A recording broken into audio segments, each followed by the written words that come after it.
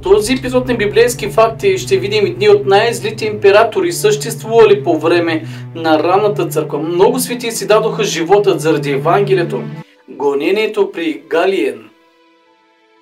По време на царуването на Галиен 260-268 година, приемник на Валериан, настъпила промяна в отношение към християните. Император Галиен няма определени религиозни възгледи. В областта на религията той бил еклектик, подобно на Александър Север, и във всяка вяра намирал нещо добро, достойно за уважение. Поради това той се отнесъл благосклонно към християните. Той отменил крайното несправедливо разпореждане на своя баща за християнските гробища и върнал на християните конфискуваните и молитвени здания и места, където били погребани умрелите. Но при все това християнската религия се остава все още непозволена. Издадените по-рано закони против християните не били отменени. Затова и при този император имало случай на мъченичество. Така на основание закон на Траян в Кесария, палестинска, речник за изповядване на християнската вяра, бил посечен с меч Марин, човек от знатен произход, който бил на военна служба. Но разпореждането на императора имало твърде благоприятни последици за християните. То свързало ръцете на езичници, с които като виждали благосклонно отношение на императора към тях, намирали за неудобно да ги нападнат. След Галиен, християнската църква при официалната непозволеност на своето положение повсеместно се ползва с мир в течение на 40 години до стъпването на престола на